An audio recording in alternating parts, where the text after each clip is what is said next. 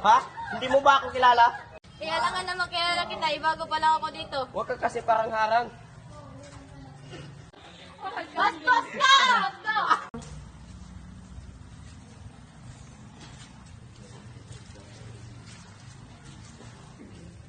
Magandang umaga po, ma'am.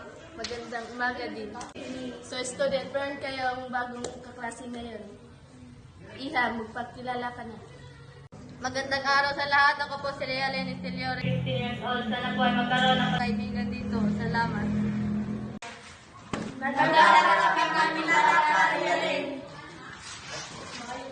Since wala ka namang katabi, tabi na lang kayo ni Rial.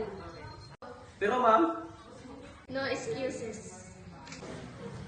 Hi, Rialyn. Ako nga pala si Chaplin. At ako naman si Dayan. Nice to meet you. Nice to meet you too. Tara na, magmerienda na tayo.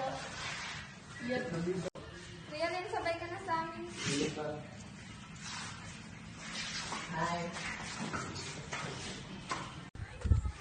Chris, Rebe yung pangalan ng katabi ko kanina. Oo, bakit? Nakabangga ko kasi siya kanina, napakayabang. Ganon talaga siya. Suplado at mayabang. O, ganon ba? O, tara na, baka malit pa tayo sa klase.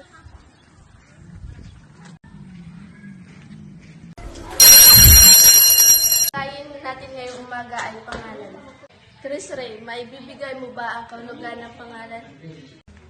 di ko po alam ma'am. Rialyn, maaari mo bang tulungan si Chris Ray kung ano ang kahulugan ng pangalan? Ang pangalan ay ngalan ng tao, bagay, hayop, puok at pangyayari. Tama, pwede na kayong umupo. Okay, pwede na kayong umalis. Pre, ang ganda ng bagong kaklase natin kanina, no? At ang talino pa. Oo nga. Kaya, pangit nga eh. Laro tayo ng email. Pag natalo kita, ligaw mo yung bagong kaklase natin. Ako nga. Sabi mo naman. Kung matatalo mo ako. Sige, push. Sige. Oy, Push na push. Yan. Push. Paano ba yan, pre? Talo ka. Ako nga, bahala kayo.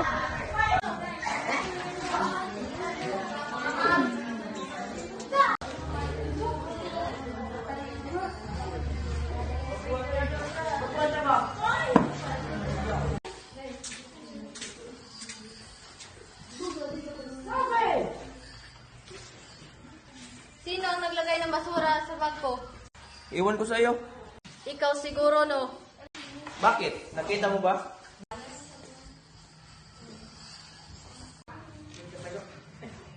Ma'am, ginugupit ni Chris Ray yung buhok ko. Di po totoo ma'am. Ano ba? Napapansin ka ba? Mukha mo.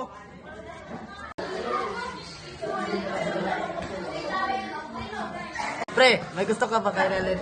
Hindi kaya. Ay! Bahala kayo dyan. Hoy, bakit ka nakatingin sa kanya? Pre, pwede mo ba patulungan ng ligaw? Ano nga ba, may gusto ka kay Relen eh. Oo na, may gusto ako. Sige, tutulungan ka namin. Baka pagkatapos ng taon na ito, sagutin ka na niya.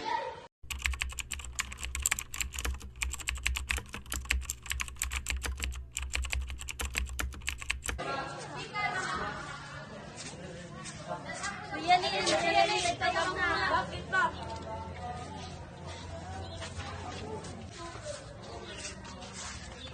Pwede ba kita maging kasintahan? Sige.